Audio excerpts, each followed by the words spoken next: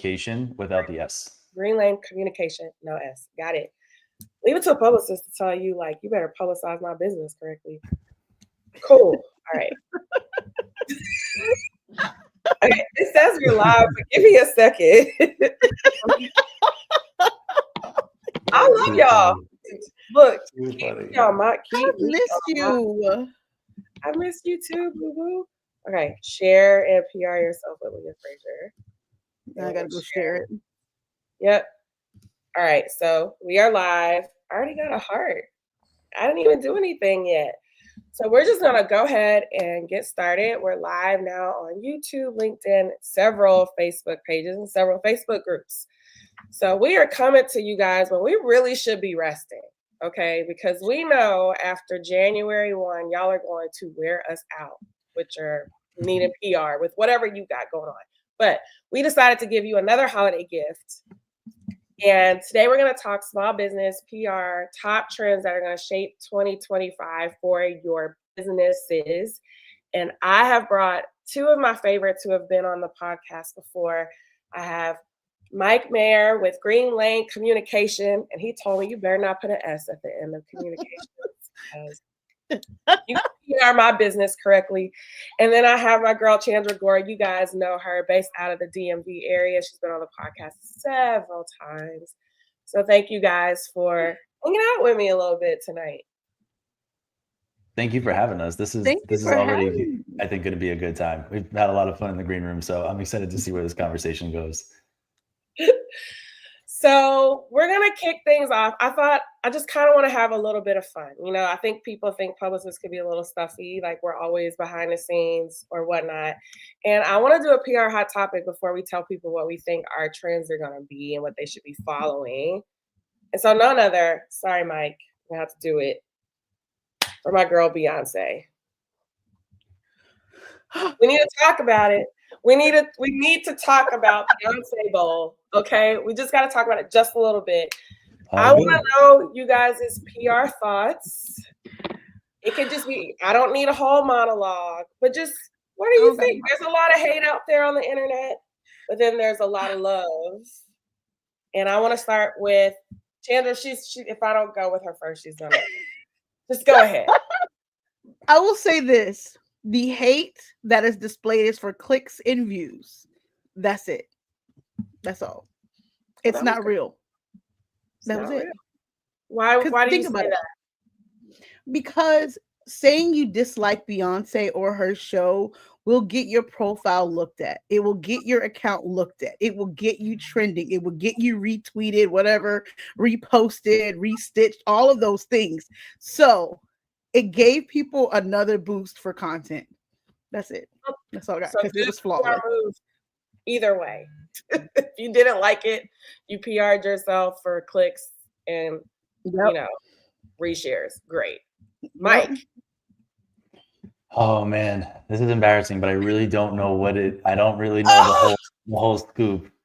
And I'm hoping that this happened like maybe a day or two before Christmas or something, or Christmas. I'll give you that. Okay, cool. I tried to unplug as hard as possible so that I just did not know what was going on, and I could be where my 2 feet were. So you know what? I don't even want to lie and be like, oh, thumbs up, thumbs down. I have to keep it funky. Well, I will say this. You were watching, so that's why I didn't want to tell y'all ahead of time. But it's okay. You know what, Mike? Good for you for being very mindful, very demure, very present. Very demure. Very demure.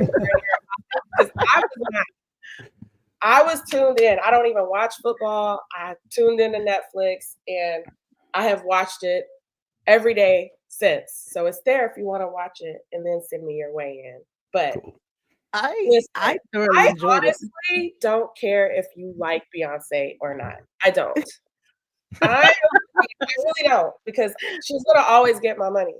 But I'm gonna tell you this: even if you don't like Beyonce and you're a business owner, if you just follow her just for marketing strategies, she's queen of the upsell.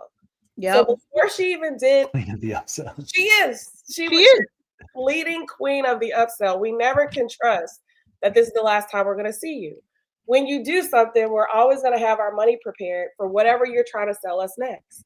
So even when she did the Netflix special for halftime on Christmas Day, as soon as it was over, on her Twitter and Instagram, she drops a promo that says January 14th, 2025. So we all know you're either going to sell us some tickets to a concert, you're going on tour, or maybe the third leg of your whole album compilation, because I think Cowboy Carter was 2. So the third one could be coming out. It's one or the other, but either one requires our money. We're ready. That part's ready. So if you, I haven't even opened my box of Renaissance. Not hate her marketing strategy and how she publicizes the crap out of. She does an entire campaign that needs to be studied. Harvard Business School. It literally leverages. People are really up at midnight when she posts. Literally within 5 minutes of her post. Yeah, I know. Me too. I'm not gonna sit up here. I'm them, okay? I am one of those people. I see the post and I'm like in awe because the strategy is so on point. And I'm like, well, she's a Virgo, of course. I totally get it. Like, but it's right on track. It's right when it needs to happen. And I gotta respect it. Gotta respect it. And what I love about her publicist, Yvette, is that she doesn't really get in there talking. She's not at the forefront, but you can all tell it's strategized ahead of time. So even if the hate comes out online, they're very quiet. They let her work speak for itself. And I think that in and of itself, for what we try to tell our clients to do, like sometimes shut up. Not everything deserves a response. Let people hate. Let the positive stuff come out. Hey, whatever else, like, so I think you could do a whole case study on all of this, but it's been amazing to watch. And I was just going to add too, like Beyonce, marketing machine, checking every single box.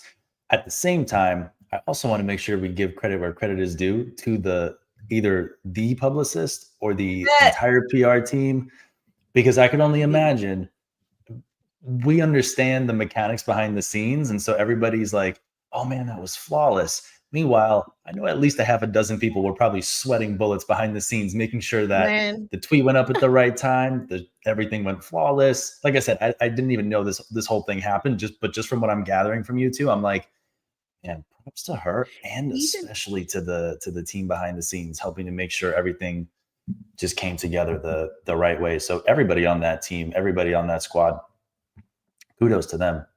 Even the rollout for the PR boxes that went out, literally it's a short turnaround. And I saw the person who did the boxes that went out to the different people that did, the content creators. She had such a short turnaround to where it wasn't enough time to leak the information. It was not even enough time to leak it. So it was just like, they know which vendors to use to make sure that the outcome was successful. But also, like, those NDAs must be ironclad too, and I love it.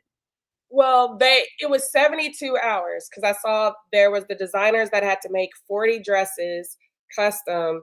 They showed the pattern making process, and they only had 72 hours to get it done before the halftime show on Christmas Day. That included fittings. So a lot of work. To your point, not enough time to get everything out, but I agree with you, Mike. Like, her entire team, like, that does take an entire team to keep it mum, to keep the buzz going. Like, there's still stuff online about it right now. They're still profiting off of it right now, off that show. So I'm glad you were able. I need that type of mindfulness in my life. I'm not doing this right. Yeah, how did you do that though? Did you just turn off your internet? The Wi-Fi is gone or something? I wasn't paying attention to any screens. My phone was on DND. It was on silent. I knew everybody was okay. That, like immediate family and all that. I was like, you know what? I'm gonna have myself some dessert. I'm gonna enjoy a beautiful cup of coffee, maybe have a drink, and just sit and hang and just chill. And I don't want to look at any screens. I put in the OT beforehand, and I was like, I'm gonna reward myself just by completely disconnecting. And that's exactly what I did. I made that promise to myself and I did it. So Well, when It you definitely doesn't happen all the time. Just a disclaimer, I'm not the best at Yeah. that, but it was the holidays, and it's the week and a half, 2 weeks every single year that I really make a conscious effort to just try to unplug. So I guess I did a good job if I missed that one. You I'm did. so proud of you. I'm So proud of Feeling you. a little bit of FOMO, but thank you. But when you reconnect, you can get on Netflix and you can check it out, and then you'll be Yes. like, "Oh, we see it now." And then Yeah. yeah. All right. So that's just a little bit of Beyonce fun. I had to do that with my fellow. Of course. Yes. But today we're going to talk about trend shaping 2025 and beyond, getting you all ready for how you want to approach your businesses, your small businesses, and a possible PR strategy. So we've all kind of talked about it behind the scenes, but Mike has a couple, Chandra has a couple, I have my one. So I'm going to kick it off, Mike, with your first trend that you're seeing in PR land. What you got for us? Yeah, so I think, and I'm really excited about this one in particular. I think we're going to see a lot more smaller, agile businesses adopting PR strategies and executing on those PR strategies. I think in 2023, in 2024, this whole narrative and sentiment started to change, and it was that only monster enterprise level companies could afford to do PR or could only execute on PR because of almost like a bad reputation for the PR space itself. But I think now we're starting to see a lot more smaller startup bootstrapped companies leaning into PR strategies. And even the conversations I've had with folks throughout 2024, these aren't monster publicly traded companies with flashy VC funds behind them and all this kind of stuff. They want to tap into the power of thought leadership. They want to tap into earned media. They want to do collaborations that will have intentional outcomes and cross promotions among audiences. They want different social proofs to help power and boost some of their campaign efforts that may be happening in the next quarter or year end.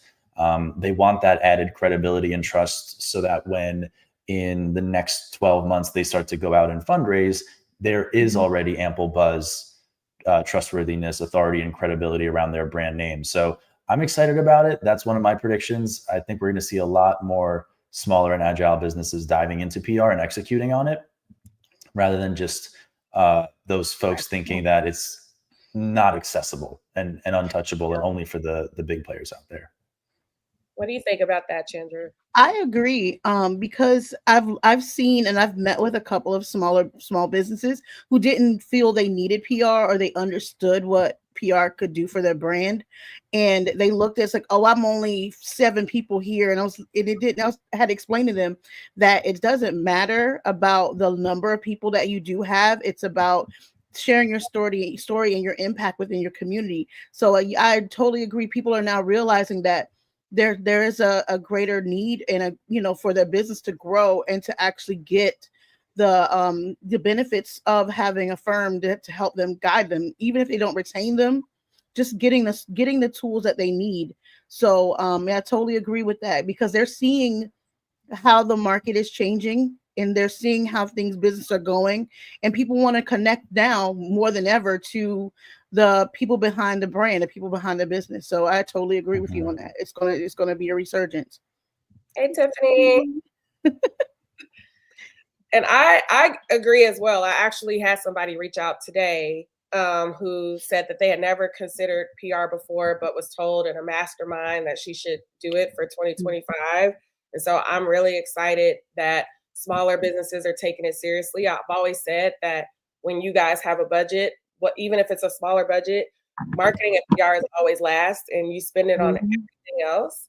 So I'm excited, Mike, that these smaller businesses and entrepreneurs are actually going to utilize it as a part of their strategy, or that's what we're seeing for 2025. Now, are we as agencies, firms, freelancers, how are we navigating, I guess, that? Because that's obviously a different price structure than a firm, than an agency. Their needs are just a little bit different than medium to larger size businesses. So I just did this today.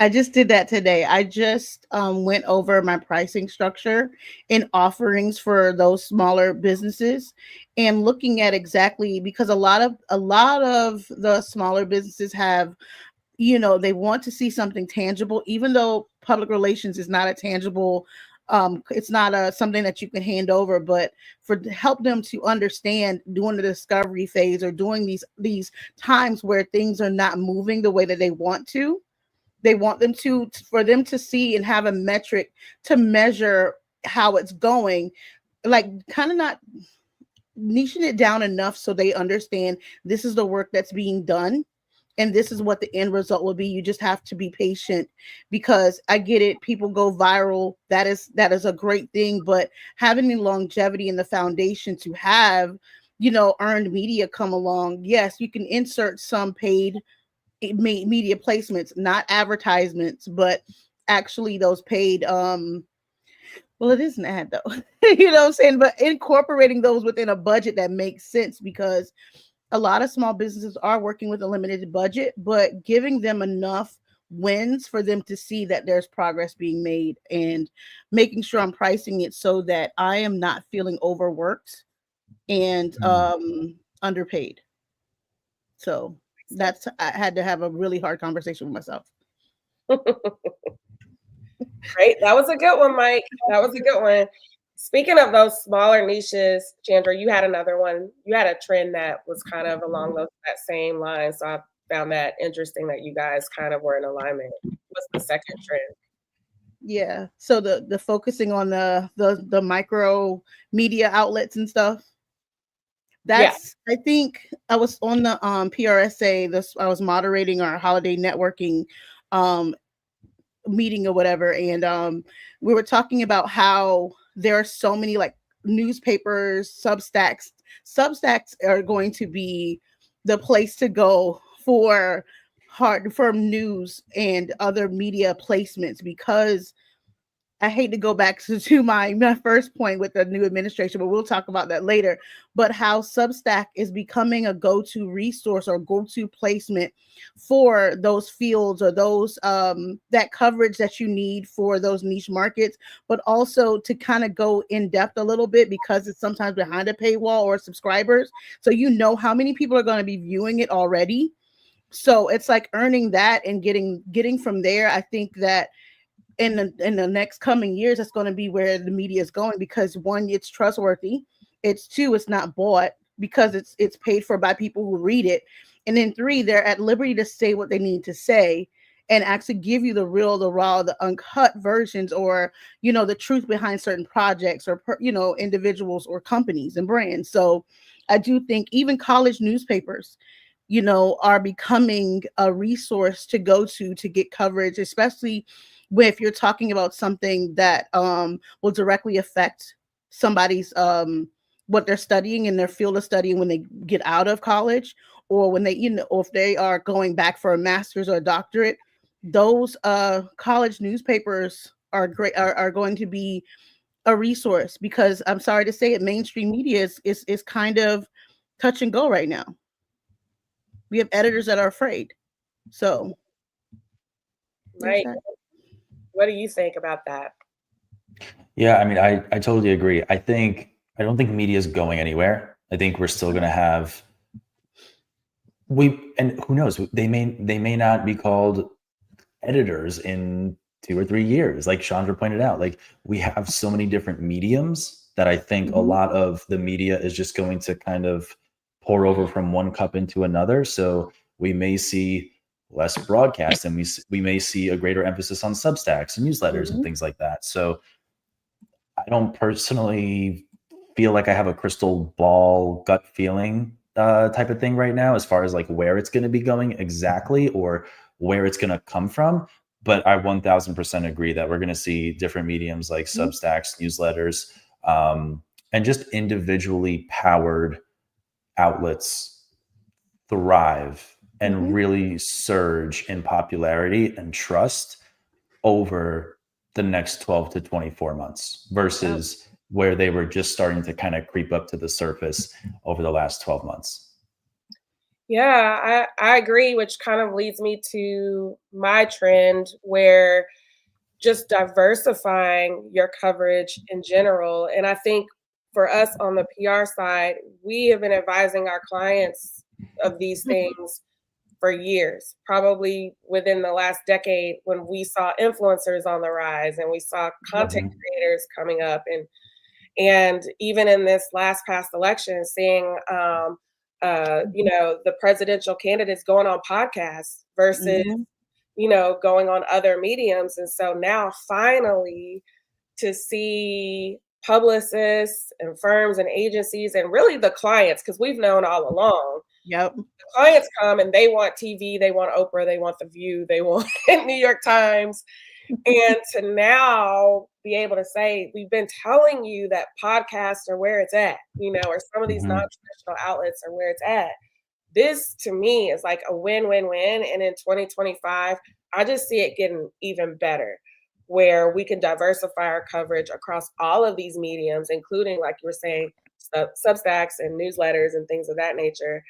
What I'm seeing here, especially on a local level, in Dallas, is that a lot of our news stations are kind of getting with the times and realizing like everybody's streaming now. Mhm. And so they are really beefing up their streaming platforms and trying to diversify coverage, not just by having a morning show that runs on broadcast TV, but how can we utilize YouTube and streaming and making sure that coverage goes on all day long. And so, again, I think that's another PR win, especially in my lane where I can tell a client, like, yeah, you're going on the morning show at 9 a.m., but it's going to stream on the streaming platform all day long, at least 2, 3, 4, 5 more times on blah, blah, blah TV. Like, I'm so excited about that. I can't even like Mhm. contain myself because I'm like, one win now or one hit Mhm. is actually probably like 5 points of coverage for us now that some of our broadcast stations are getting with the times and trying to compete with these content creators, these streamers Mhm. that can get millions and millions and millions and millions of views. I, And go ahead, Chandra. Go ahead. No, it's fine. Go ahead. Oh, I was just going to add too, especially, and Chandra, this kind of ties into how you were sort of diving into different niches and those micro audiences in a way. Mhm. I know in my world in cannabis, a lot of the industry trade publications, what they do is exactly what you just said, Leah. They will, whether it's an article, whether it's a video interview that they then turn into a podcast, they then clip up that video file into multiple social posts that they then deploy on LinkedIn. LinkedIn is one of the only cannabis friendly social media networks, or more friendly than others, like Instagram and Facebook. Um, so it's interesting to see too how some of that is already starting to be deployed in specific industries or specific niches, even though it may look a little bit different. But I think it's really interesting to see how these trends are starting to catch on. And I totally agree. I think 2025 we're going to see a lot more, not just industry trade, niche specific outlets, but definitely seeing more local mainstream broadcast publications and outlets adopting that process right there. I think that's going to be really cool to see. And I think clients are going to be loving it too, just like you said, Leah. So I think it's a win all around. It's a win-win. I'm so excited for the one station I can think of because they were already taking our morning show. They put it online. So to me, that's like another hit. And then Yeah. Mhm. at YouTube, that's another hit. So now with the streaming network, if it continues to air on streaming, it's like I'm getting my clients 6 points of coverage, within one interview. And I'm like, this is amazing. So that's my goal is like, I want to go after the folks that are diversifying their coverage rather than just being one track minded. Like, let's get you on Fox. Let's get you on. No, let's get you on the one that is going to It's showcase going to, across 6 or 7 different places and audiences. because that's And what I not look. even, oh no, go ahead, Chandra. I look at where the interview is going to go, and I actually say like this one interview is going to put you here, here, here, and here. That helps them to understand, the client to understand. Listen, it's just not just one interview. It's just not just one thing, and it was a hard sell before. because it was, people don't understand, like they use it, they roll it out. It's not instantaneous, but they do roll it out and use it. And sometimes they even go back and clip it if there's something they newsjack using a clip from an interview and it aligns with a current story. So it's like explaining that to individuals, to clients. It's helped, you know, just have examples to show like, hey, this is what this individual did in your market, so this is what happens. So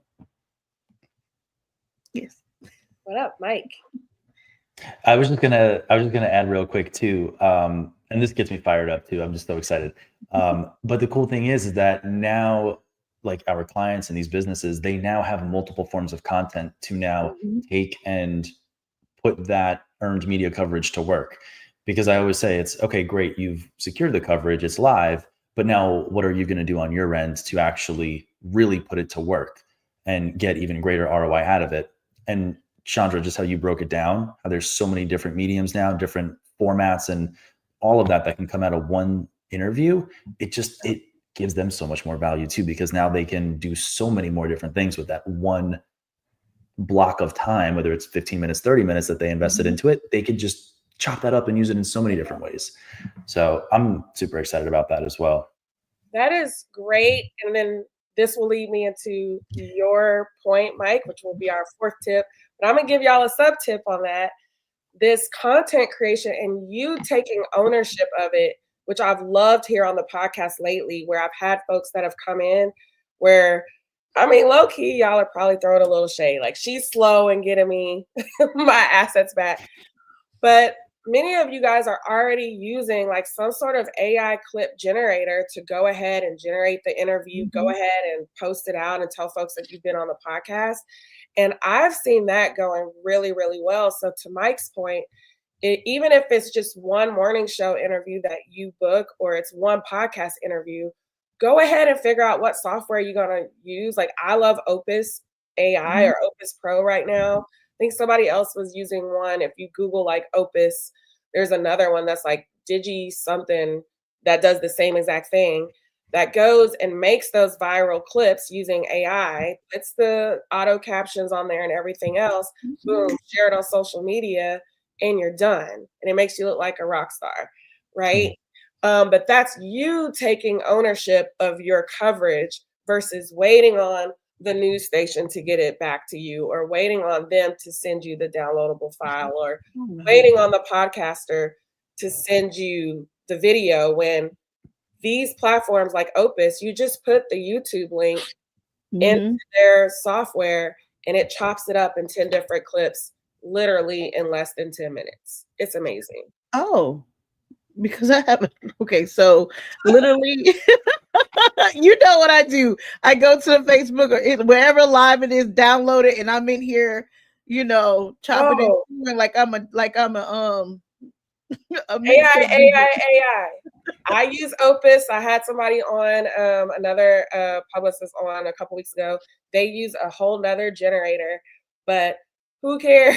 as long as it works and it knocks out you having to sit and find sound bites and all this other stuff.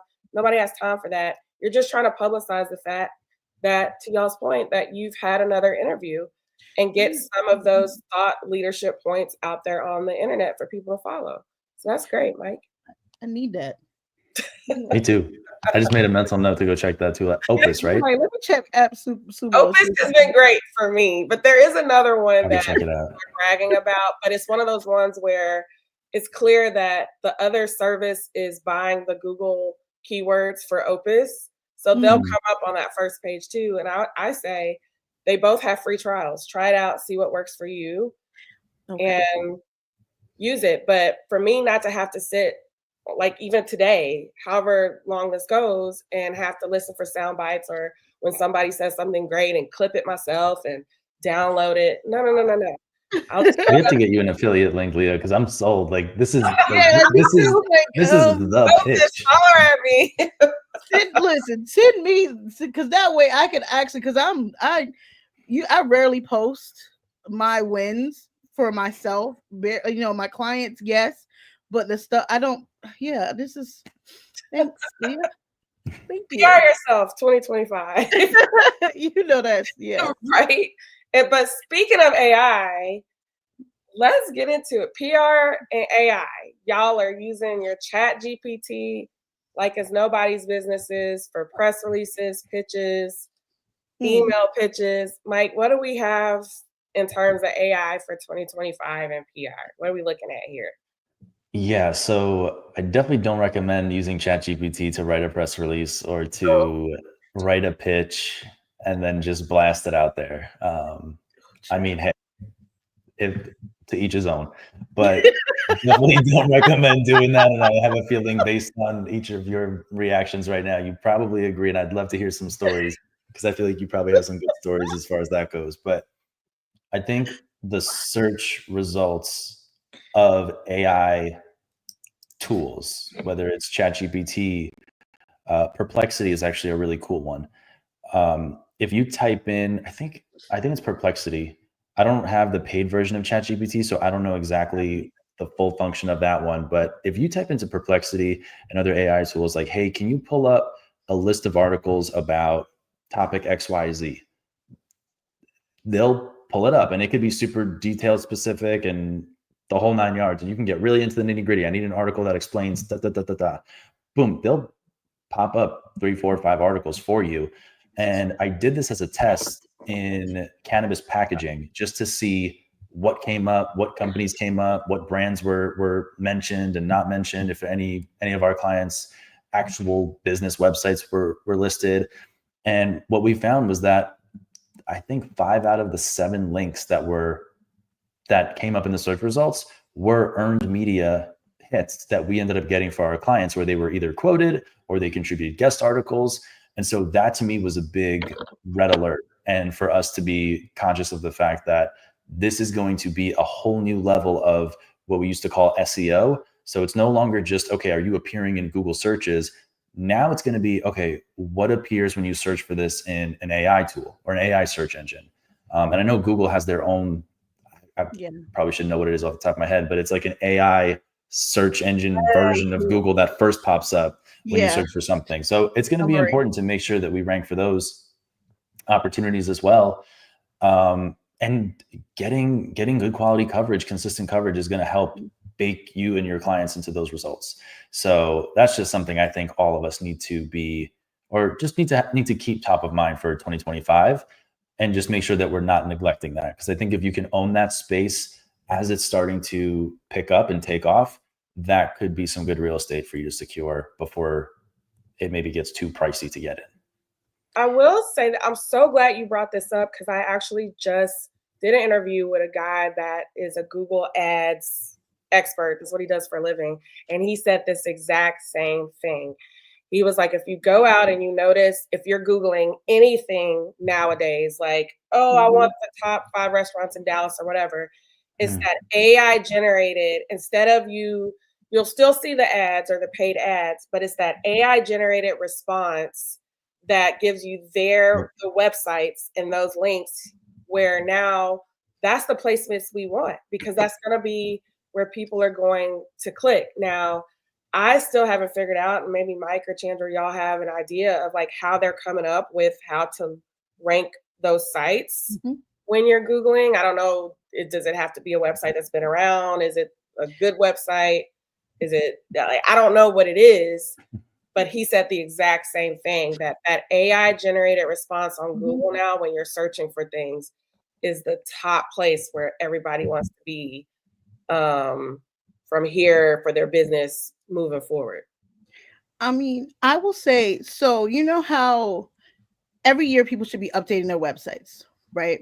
So a good way to actually kind of get a replacement into those search engines is to republish the article or as a blog post on your website, and make sure you do the back end work, that you are doing the backlinks and stuff like that, because when it has a resurgence of, reappearing on your website fresh, it'll actually put it back into circulation. So that's the biggest thing, is like making sure your back end is done, making sure it's linked properly, making sure, but also you can also check that by going into the private mode to double check how you're coming up on Google.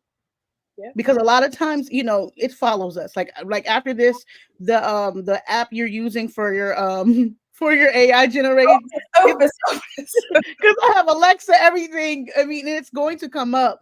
But the biggest thing is refresh those links to your website.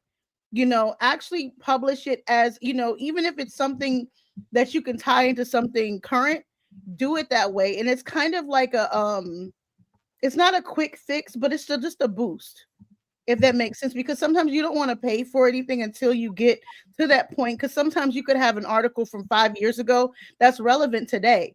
As long as you can tie it into something that's relevant today, repost it, you know, make it make sense, you know, and that way it will come up in the search engine because you've just put it out there again. Because I've actually went digging for client stuff that was posted years and years ago, and then now when they Googled them, it never showed up, but now since we put it into place, it's coming up. So it's just about how you repurpose content is key to getting into those searches and getting into those placements in certain things. But also, I gotta touch on Chat GPT. If I get one more one more AI generated questions back from an interview or a press release or a pitch, I'm going to scream, because you have to train AI. You have to train the Chat GPT. You have to train it to have your cadence, your voice, and things like that. Because some of the stuff I'm receiving, I'm like, you know what, this is you want me to publish this? This is what you want me?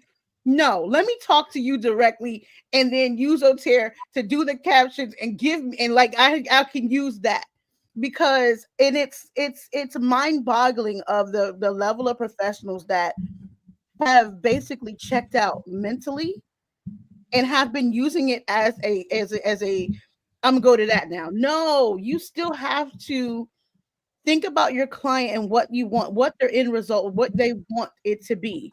And you actually have to make it a relevant story that an editor or writer is going to pick up on it, or a news outlet. I think I've seen so many journalists scream about that. Like, no AI generated responses, send me a video. I've literally, if y'all don't leave AI alone and start thinking, listen, look at me right now, okay? Listen. Think about what you're sending out on behalf of your clients and yourself. And then ask yourself, do you want to be talked at, or do you want to be talked to? Like, sell it. You know, you cannot expect someone to believe in your client, your product, your brand, if you are not touching it personally and making it have a human voice. That's all I got. That's it. was laughing.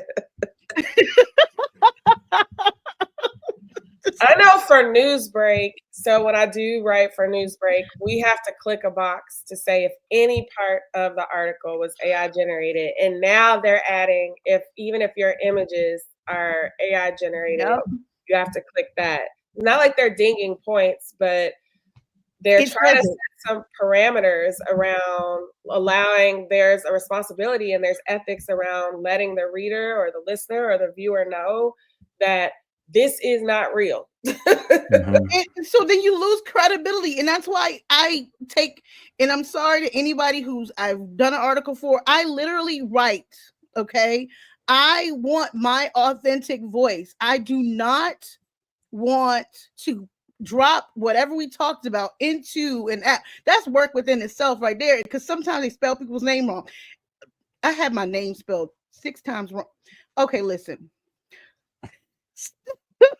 It's great. It's great for if you want to expand on a topic, if you want to do Instagram captions or social media, you know, different things. But please, if you're sending out an email or talking to someone or responding to a proposal, do not,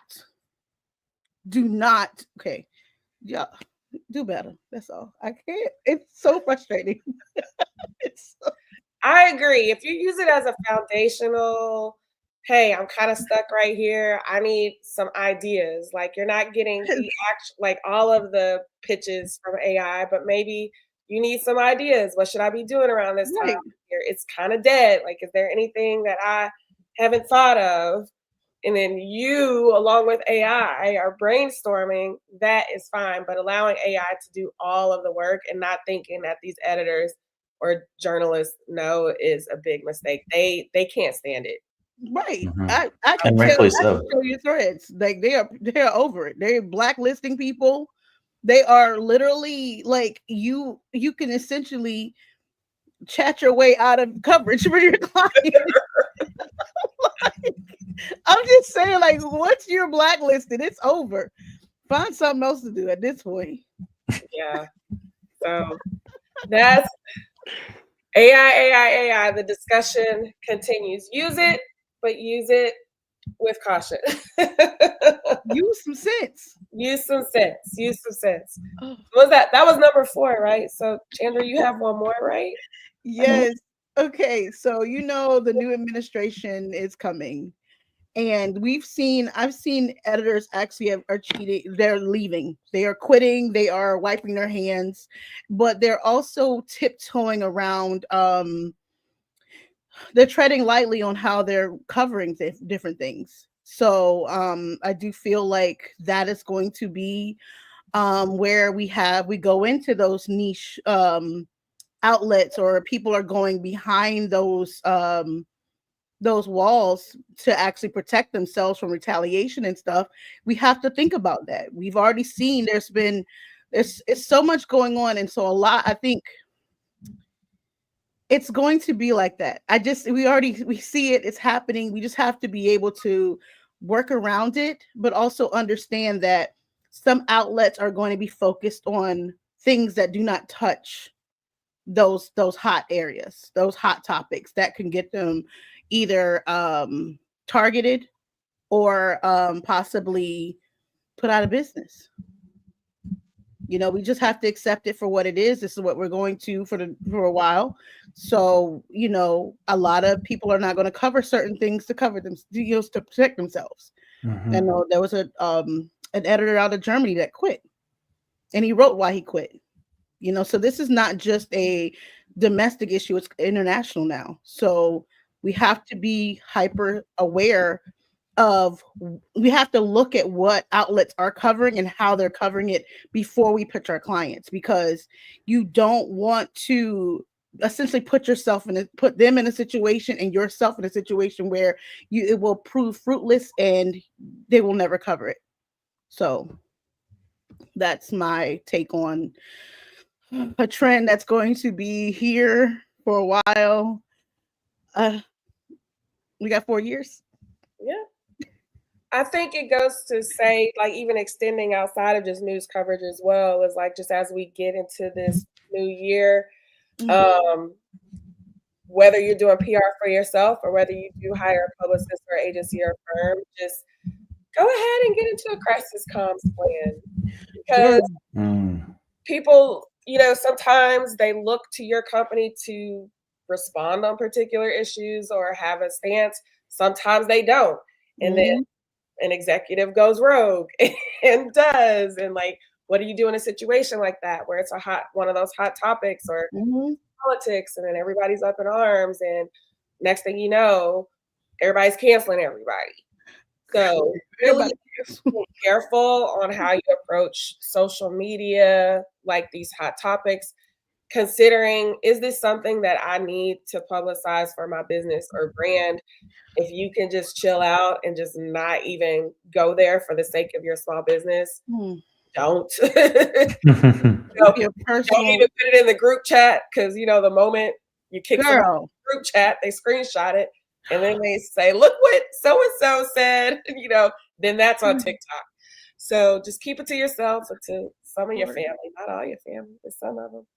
And yeah, it's go in the closet and just have a conversation with the clothes in the closet, then come out. Okay, don't tell nobody. Don't put a mirror in there and just look right at it. Yes, get eye to eye with yourself and just let it all out and then come out, because the days of screen recordings, audio record. I will say this, that even though Shayla said Table talk only. Everybody's under an everybody NDA. with your phones in the car. As I say, everybody's under an NDA. Unplug Alexa. I will say that this kind of reminds me of the pandemic a little bit, where, and this is something that everybody can consider as well, because this will lead me into a bonus point that I wasn't even going to make, but I'm going to make it. Like during the pandemic, the editors, the journalists, the reporters, everybody was so exhausted about covering death and the pandemic and all of this just negative stuff that was coming down our feeds, right? That they were looking for more positive, uplifting, inspiring stories. And so I really think, I know it's a trend to talk about storytelling, but if you're a small business owner and you really can get these stories down about why you're doing what you're doing, the impact you're making, one of the things that I see a lot of small businesses screw up on is you don't have your data, so you don't know the numbers of your impact. But if you're doing things in the community, or if you're changing a whole industry around, or if you're changing lives, like these are the stories they want to hear and want to cover. Like I literally had a nonprofit on a couple of weeks ago, and the producer and the anchor was texting me afterwards, send me more stories like this. And I'm like, do I have more stories like this?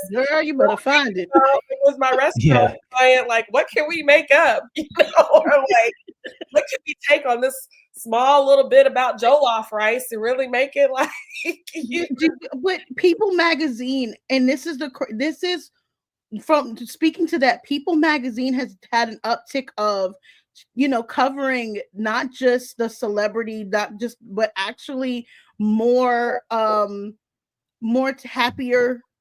No, if you haven't seen separation, divorces, anything like that, it's been feel good, connecting family, connecting stories, things that will touch your heart.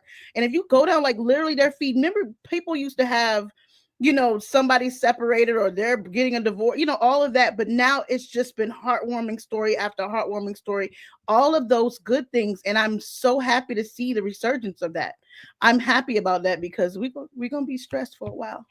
What are your thoughts, Mike, on storytelling and small business owners, and possibly like focus on your impact or focus on, the good? Yeah, for sure. I mean, I think first, before I dive into that too, Chandra, you brought up a good point too, just with kind of what we may be dealing with heading into 2025. And you mentioned an editor that was from Germany that wrote a letter as far as like his resignation or her resignation, and all that. And I just think one important thing to take away from that is this is a really important time to be empathetic to a lot of what people in media are going through. Yep. And so if we know that, I'll just use that individual as an example, but if they are going out on their own now, or if they're switching media companies that they're going to be working for, just understanding kind of where they're at personally and professionally, because it does kind of blend in together a little bit, but just being empathetic to that. Maybe you don't even have a pitch to send them, but you just say, hey, look, I totally have the utmost respect for you. I know it takes a lot of guts to be able to, wear your heart on your sleeve, do that, be professional about it, et cetera, et cetera. Wishing you all the best. If there's anything I could do to help, please let me know. I'm always a resource for you. Even just being a human, I think that's what it boils down to. And just being able to lend a hand to those people that we always turn to in hopes that they could do us a favor. And I just think now more than ever is one of those times where they could probably use a little bit more support from us than ever before. Very similar to during the pandemic time. So I just wanted to put that out there to piggyback off of what you said.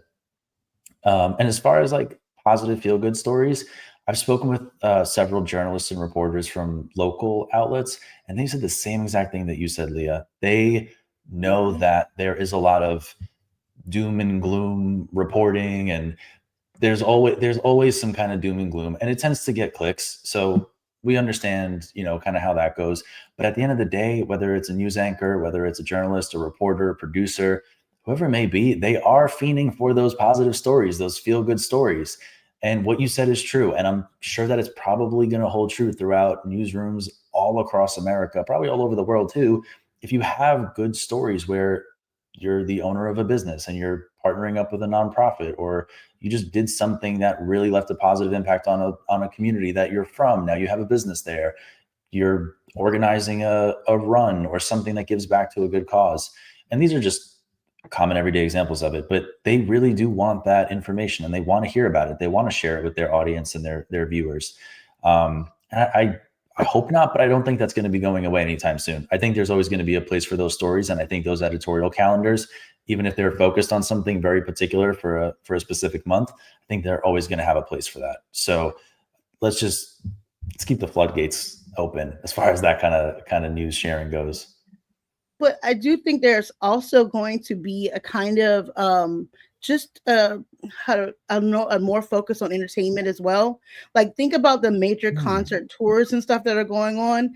They're going to find different things that have happened at these events and expound on those, and I think that they're going to be filling those gaps and filling those places in. And because we have another concert. Who else has another residency? We just have to pay attention to that. The entertainment is going to actually have an uptick as well too, because people you listen to music to kind of get away. You listen to music to kind of calm yourself. So those are going to be a huge part as well. I think in the upcoming years with these tours and these residencies and stuff, we're going to see that as well. So to bring people together, I like that. Yeah. You think those? Yeah. Festivals, anything like that.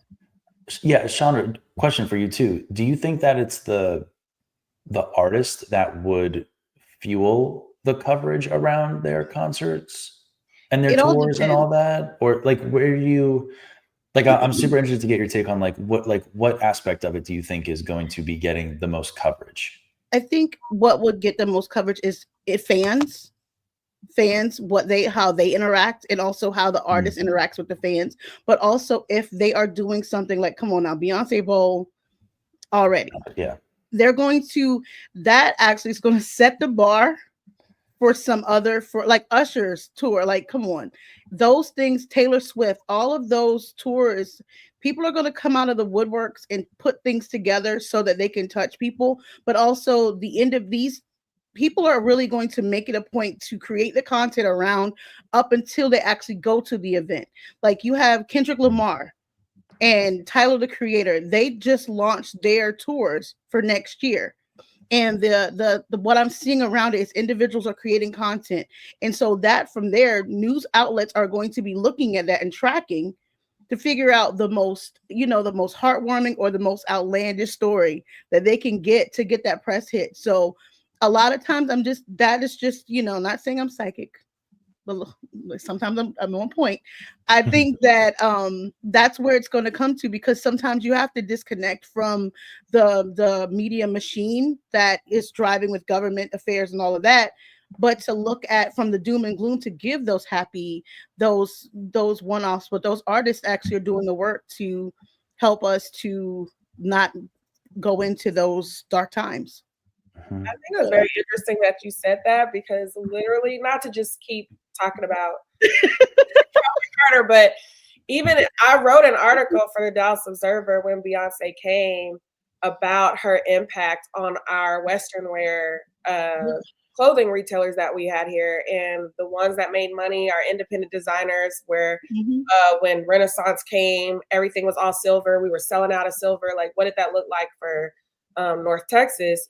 So now with this and the anticipation of whatever is dropping on January 14th, my mind is already going to like how many of our Western wear stores, and specifically those that make hats, are about to benefit. And how is this going to bring Texas together, which is, a state where we're always at each other's throats, red, blue, whatever you believe in, Austin, Dallas, Fort Worth. But just this one artist, and then her impact for what is possibly to come. So I think, Chandra, you make a very, very good point. My mind was already going there, and the news outlets already knows when stuff like that comes to Dallas. I pull in designers like, hey, can you go on TV? What is our what to wear segment? And everybody has fun talking about, this is what I'm going to wear to the concert, and here's this designer that's talking about what they're designing for concert goers, and then we're forgetting about Texas being Texas. But even here, like I'm rural Virginia, quote unquote. I'm 30 minutes out, 35, 40 minutes outside of DC, but technically I'm not part of the DMV, but I am. But long story short, they have in this area, we have those stores where you have, the cowboy boots, where you can get these items that you won't have to go far for, to get them. So we're not that far from North Carolina. We're not that far from, these people who are these leather makers. I forgot what they're called, but those individuals who create the leather for these items. So they're going to see an uptick of, people trying to source items to create these pieces for, the wares, like even from the chaps or the boots, the hats, everything. So the impact is just not there. The ripple effect is going to be amazing, just from that one thing, because some of the outfits I do want, but that's besides the point. So it's going to be a great thing for small businesses who can actually come out. And that's one of the things we're going to look for tomorrow is any businesses that are who are looking at an uptick of their searches or their websites being looked at. These leather makers. I'm sorry, anybody who's a vegan, I'm sorry, but cowboy boots, hats, things of that nature, that's where it comes from. I'm so sorry. But that's another thing. The individuals who are going to be against that whole, make it the vegan, the vegan leather, like, Telfar does. Use that. What was okay? I don't beyond leather. Okay, got beyond leather. Not beyond meat, beyond leather. I don't know. I just ethically sourced leather. Okay, I don't know, but it's going to be both sides. I don't know, but both sides are going to have something to talk about. So within itself is going to feed the engine that is media. So I'm happy about that. Yes. We have been at this for a smooth hour. I appreciate everybody's insights. We gave you guys 5 trends that were actually 5 and 2 bonuses. So you've got 7 trends that we're seeing in PR land. That's going to spread throughout 2025 and beyond, and possibly even more. Before we close it out, any last remaining thoughts before 2025 comes through? Starting with Mike. Oh man, Happy New Year to everybody. And this was awesome. This was a whole bunch of fun. I'm just excited to see where this goes. And it'll be cool to maybe even do this again at the end of 2025 and see what we talked about and see how it panned out and how it all unfolded. Oh, I'll leave it at that. Look, I'm like, let's have some fun. Like, let's see who predicted. We'll have to do that and see who had the most predictions that actually came into fruition. Chandra. I would actually say smile more, stress less. That's all I got. Just personally and when it regards to business, because sometimes before you answer that email, smile before you respond. It'll change your tone and it can be felt. Listen, lady, I know. I had to tell myself. Take a deep breath, smile before you respond to that message, okay? Walk into the new year with a smile and realizing that, you can always set an alert to go back to that, circle back to that email. Do not let anything take you off of your happy in 2025. Not even AI, says Shayla Gardner. Loose from the shackles of ChatGPT. And I guess mine would be just first off, keep it locked in on PR Yourself with Leah Frazier. Just because it's so funny. Mike hit on some points where I had a guest coming. So I feel like the synergy within the industry of everybody giving the same advice and really trying to help you guys is really, like, it's stellar right now. And I'll even give this tip. Someone the other day was telling me, you know, everybody's on Blue Sky right now. And I was like, what the heck is Blue Sky? So now I'm on Blue Sky, which is kind of like Twitter, but nobody's really trying to do Twitter anymore. And they're on Threads. So all that being said, my advice is just have fun. Okay. We don't know if TikTok's gonna be gone tomorrow. But when it comes to you and your small business, PR, marketing, or content strategy, please don't stress yourself out about it. Like Chandra said, go back to what's fun. Go back to your why, your story, and try to have some fun around it. Creating these videos, posting these clips, and try not to get all worked up and super anxious about it. Because I could tell when somebody is having fun watching a news segment or a podcast, or when you guys are doing your social media. And I can tell the ones that are, I'm doing this because you told me I had to do this. There's a stark difference. So please, for 2025, try to find a couple of platforms where you truly can just let loose and have fun with your brand and just rock it there. And don't always make it about the money. Make it about you're just having fun with your business, because that's what it's all about. Very true. Thank you. Well, this has been fun. We're going to sign out. Before we go, let's let people know how they can follow you all. I'll start with Mike.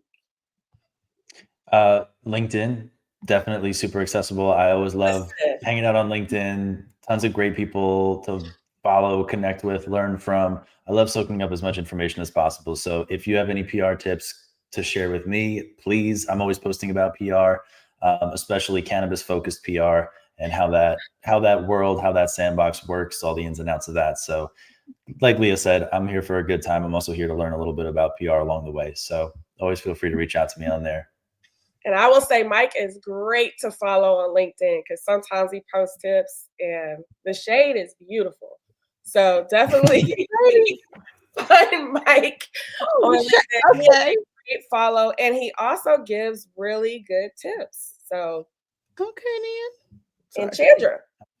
Well, you can follow me on Instagram, Facebook, all of those with Chandra Gore Consulting. I'm starting to share more now. I do share articles and tips and things, but it's not as shady as it can be.